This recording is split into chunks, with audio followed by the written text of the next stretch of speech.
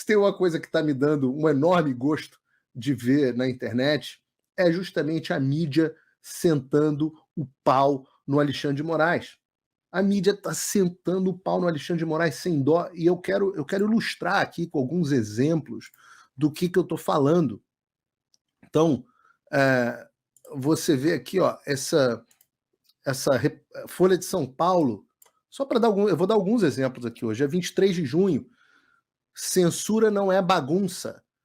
Se o STF pretende manter sua cruzada contra a liberdade de expressão, que ao menos haja como profissional.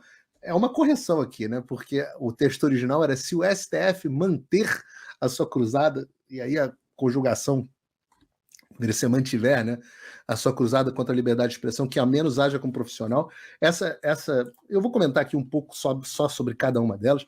Essa é da Lígia Maria, mestre em jornalismo. Ai, pela Universidade Federal de Santa Catarina e doutora em comunicação e semiótica pela PUC São Paulo. Você imagina se essas pessoas estão começando a falar, se uma doutora em jornalismo, mestre em jornalismo, doutora em comunicação e semiótica da PUC de São Paulo, na Folha de São Paulo, está começando a sentar o pau no Alexandre, você está vendo que a coisa está mudando de figura, né? Aqui, ó, como qualquer outro profissional, um censor tem obrigação de seguir os princípios básicos para exercer com eficiência sua nobre função. Nobre função. Eu espero que tenha sarcasmo aqui. O mínimo que se espera dele é que analise o material a ser mantido longe dos olhos e ouvidos da população.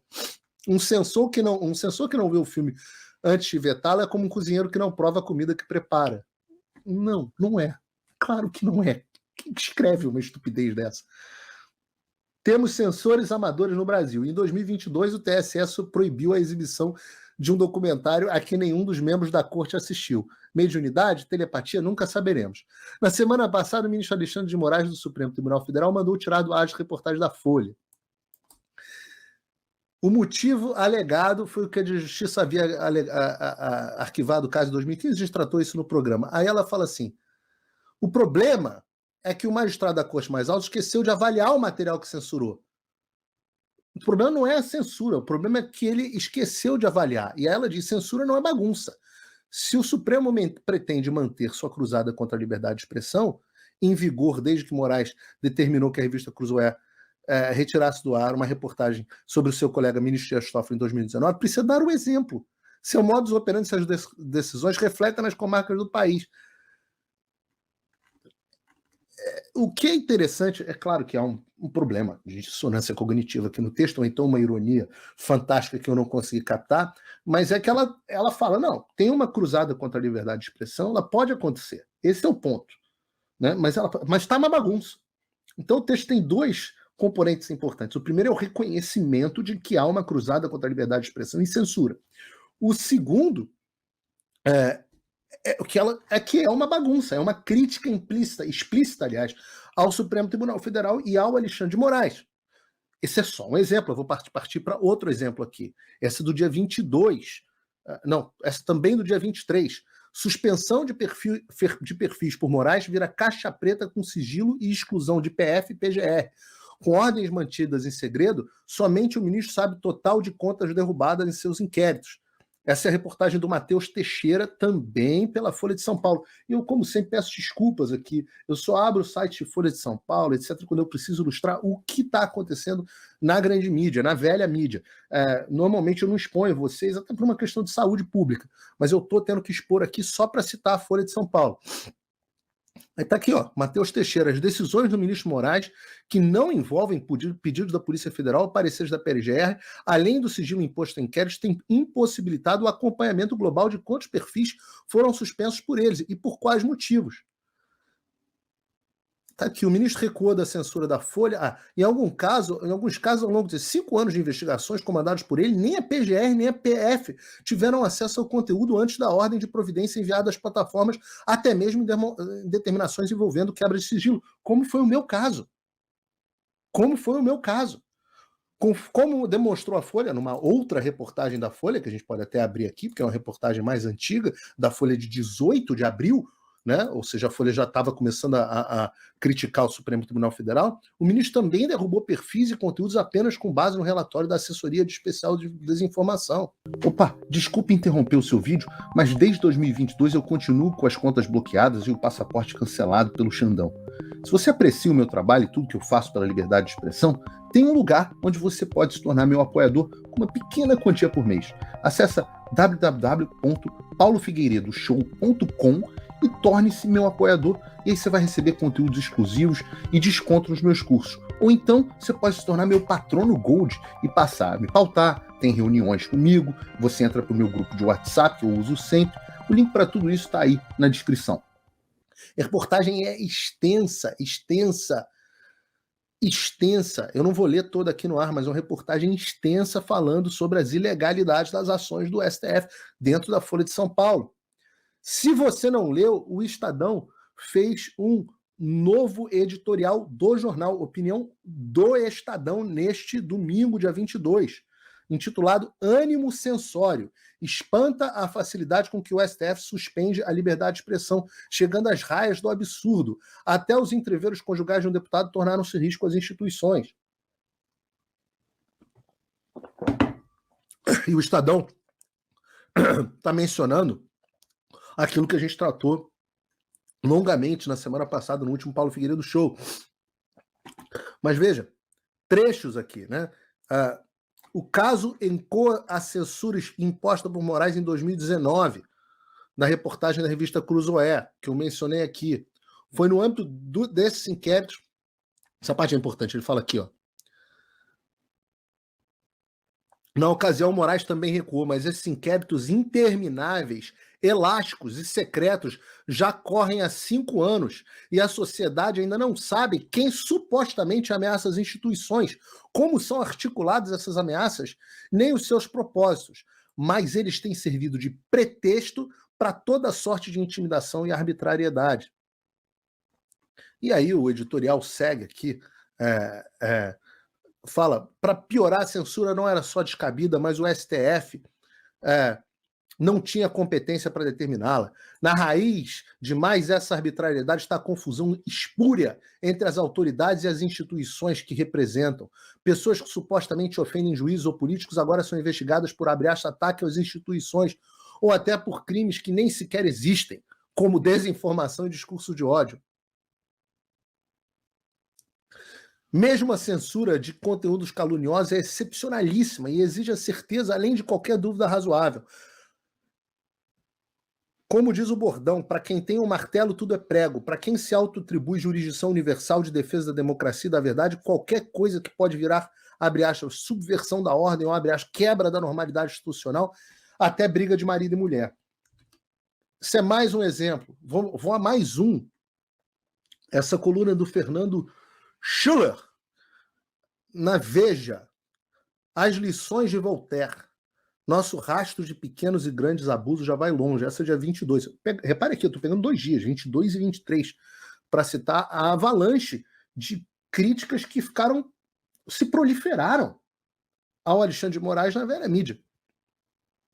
Esse aqui é muito interessante porque começa com essa conversa do Fernando Schuller com uma amiga jornalista sobre o caso do Felipe Martins, e obviamente que isso é extremamente curioso, porque muita gente entendeu que isso era uma forma de confirmar os prints, que não se sabe se são verídicos, da Juliana Dalpiva, onde ela falava justamente sobre esse assunto, né? Porque ele diz aqui, comentei com uma amiga jornalista que escreveu sobre o caso do Felipe Martins. Ela foi rápida. Não faz isso, disse ela com jeito querido. E aí o texto, ela chama, cada um mandando um querido, é um queridismo enorme de um para os outros. Por quê? Perguntei já antevendo a resposta. Porque esse treco de prisões de censura, prisões e censura, abre aspas, da direita não tem jeito. É como aquela traição sobre a qual o casal não fala. Tem muita coisa errada, mas é melhor empurrar por debaixo do tapete. O que, de fato, se a jornalista falou isso, é uma coisa horrorosa, porque é um péssimo conselho, inclusive do ponto de vista conjugal, né? E tem alguém perguntando no chat se a Veja ainda existe. Existe, pior é que existe. Ele fala assim, achei criativo, é isso mesmo, mas resolvi escrever. Talvez eu seja meio implicante. Há muita semelhança entre isso e o suposto diálogo, que não sabemos se é verídico, que vazou, sobre o qual eu não comentei. Sobre o que eu posso comentar é sobre, não só essa é uma crítica na velha mídia ao Alexandre, mas ela é também uma exposição na velha mídia de uma cultura, que é a mesma cultura da qual trata os diálogos vazados, onde os jornalistas sabem que existe algo de errado acontecendo, eles simplesmente jogam para debaixo do tapete porque sabem que é importante censurar a direita. E eu digo a vocês há muito tempo que este é o entendimento vigente da esquerda. Eu não encontro mais ninguém dentro da esquerda que justifique, com base no império das leis, o que o Alexandre de Moraes vem fazendo, não só com o Felipe Martins, mas contra todos nós. O que eles dizem é: isso é necessário para combater um mal maior, que é a ameaça à democracia do bolsonarismo.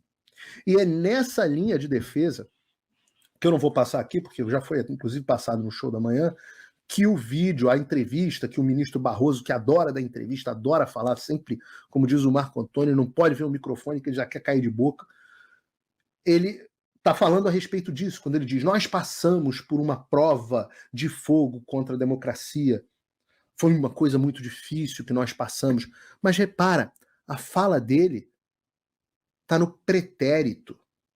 Não estamos mais passando, nós passamos no pretérito. A coluna do Fernando Schuller, ela é um primor, absolutamente incrível. Ela fala sobre o Voltaire, e eu preferia sobre como Voltaire defendia o império das leis, até para os adversários, eu recomendo a leitura. Mas aqui, ó, ela chama que o nosso rastro de pequenos abusos já vai longe. Voltaire talvez tenha sido grande mestre e as suas histórias sempre me cativaram. Uma delas é Jean Calaz, o comerciante de Toulouse, queimado na fogueira em 1762, acusado de matar o filho por motivos de religião. Voltaire agarrou aquele caso com as unhas. Escreveu, apelou a Paris, aos tribunais e ao rei. E virou o jogo. Há discussões a respeito dos motivos do Voltaire, mas tudo bem. A outra história ainda mais reveladora, sua defesa do jovem Jean-François de Labarre, acusado de profanar um crucifixo e debochar da religião. Labarre era um tipo de iconoclasta, que se recusou a retirar o chapéu numa procissão, e isso era coisa pesada na época. Possivelmente, foi bem mais do que pintar uma estátua com batom, lá em Brasília, ele está falando de uma das presas de Brasília. Labarre terminou na fogueira como Calas, foi o último francês queimado por blasfêmia.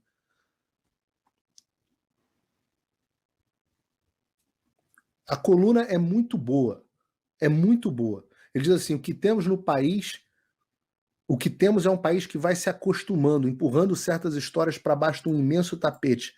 Até quando? Não faço a menor ideia. E eu recomendo a leitura inteira da coluna, eu compartilhei no meu X.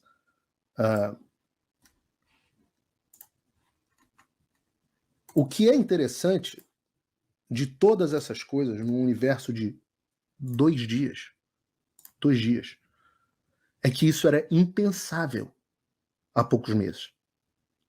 É quase que um linchamento das decisões do Alexandre em poucos dias.